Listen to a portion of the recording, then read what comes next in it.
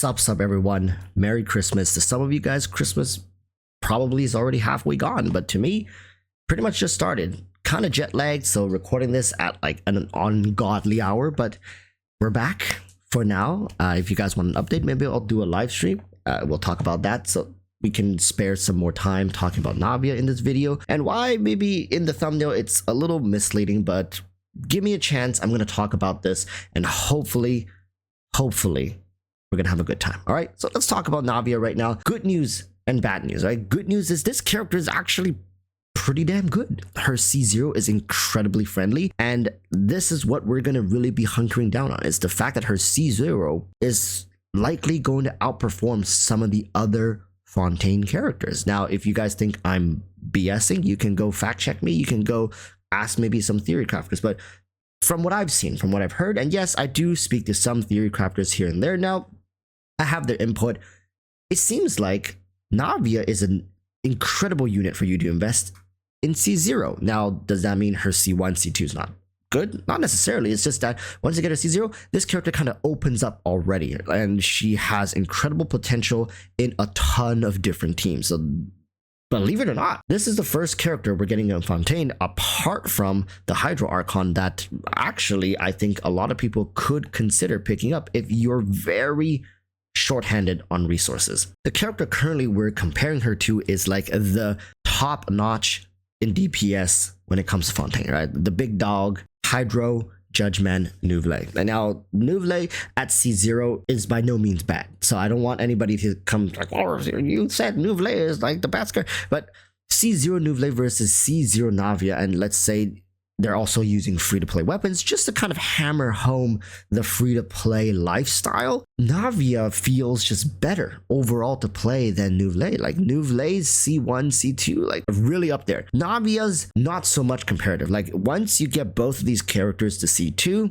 yeah, Neuvillette takes over again, and also it's because of his synergy with Furina. So if you have the most ideal team comps for both of these characters, Navia does fall off again, and Neuvillette still easily claims to be the best DPS available in Fontaine, but C0, not quite the case. And also, Neuvillette just isn't as flexible of a character as Navia when it comes to team composition. Now that's bizarre for me to say, considering Navia is a Geo character. Neuvillette being a Hydro character surprisingly doesn't have as many teams as Navia, a Geo character. So let's talk about Navia's kit and what makes her so special. Now, Navia's kit, unlike a lot of the other Geo characters, seems to be a more quick swap focused gameplay. Now, whereas Hoyoverse has spent a lot of time creating these mono Geo teams or incentivizing them to have these Geo characters stay on field, Navia's strength really is that point click impact damage. Is that elemental skill damage combined with her burst skill being able to provide some sort of off-field support damage. But that being said, people are still playing her on field. I mean, I don't blame them. Look at this character. Like, she is superb. She's fantastic. Like, look at the weapon.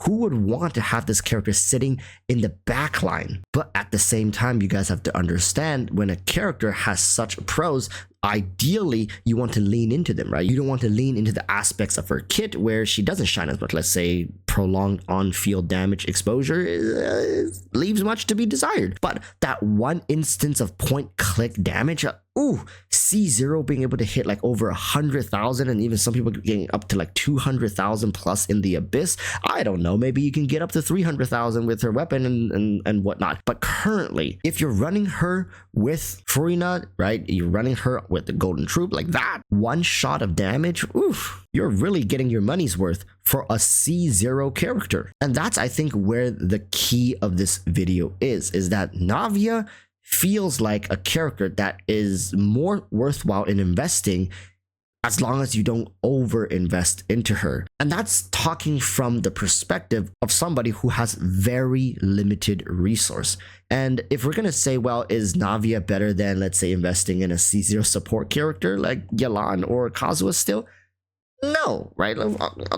It's not. But if you are, let's say, a relatively new character or somebody who wants to pick up a new toy in Fontaine, right, and don't want to be pulling for constellations to get these characters to perform in their ideal form, Navia is the best option. Am I telling you guys that, no, like, you know, skip Neuvillette Constellation reruns and just go for Navia for now? No, if you got C0 Neuvillette, you're waiting his rerun for a C1, C2 Neuvillette, go for Neuvillette. If you've already jumped on that Neuvillette ship, I suggest you keep setting sail with that ship. Navia is in a very tricky situation, right? Because let's say you play Navia with Furina, that means you likely will have to pair her with like a more universal healer, Baiju if you want, or you can play her with Jean. You can't really play her with characters like Bennett because Bennett and Furina don't get along very well. He heals the on-field character, and with Furina draining everybody's HP constantly, and if you're rotating through your team, even in a quick swap team, you're gonna find it very difficult to have the right character on the field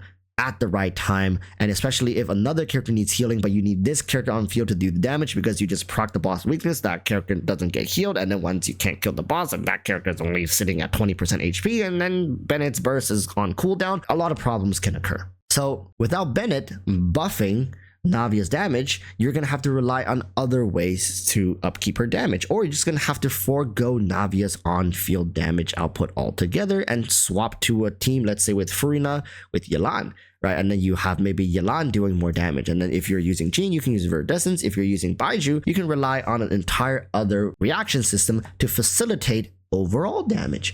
So you see, Navia currently right now isn't really going to shine bright as a wow factor for Geo. And if you see my previous video, it's like Navia doesn't really do much for Geo when it comes to the element. She exists solely as a new fascinating way to play the game, and HoYoverse has done a superb job in designing her kit and involving more crystallized reactions. I think it's amazing that HoYoverse has finally decided to do something with crystallized, and I've seen people trying to pair her with Archaic Petra to support other teammates, but all of that is just like wishful thinking as it currently stands. There's still no real way for her to actually incentivize crystallized gameplay outside of benefiting herself. And do I still think that Genshin Impact needs to fix Crystallize? Absolutely. And the day Crystallize does kind of turn around, I do think Navia is going to shoot up, and I mean way up, in terms of how useful she is and her team options. Just like a lot of the other characters that have been released in Genshin Impact, HoYoverse will likely boost Navia's usefulness through another character's introduction or a mechanic shift when it comes to Crystallize. So for people wanting to invest in a solid C0 character and have not invested in any Fontaine DPS, I'd say go for Navia. She's amazing, she's a boss killer, and I think she has enough teams that you can play her in for it to be a worthwhile investment at C0. Plus, on the upside, there's a very good chance that eventually Crystallize will get some sort of buff, either through a rework or through another character's introduction. And if you compare Navia with that character, you might find some new synergies or a new best in slot team down the line. But for people who are waiting on the sideline, like Walrus, we don't know if the Crystallize change is coming, well, then just stay on the sideline, right? Fontaine has a ton of superb DPS for people who have invested in C0 Neuvillette, waiting on reruns. There's absolutely no reason for people to pick up Navia apart from investing in another waifu. But anyways, what do you guys think of Navia? We're gonna be here for around a month. I'm gonna be seeing you guys on maybe a live stream for New Year's. So I hope to see you guys around, and man, I do miss the setup and I miss talking to you guys in this fashion. Until the next one, urge y'all to stay safe. Peace, peace. Bye-bye.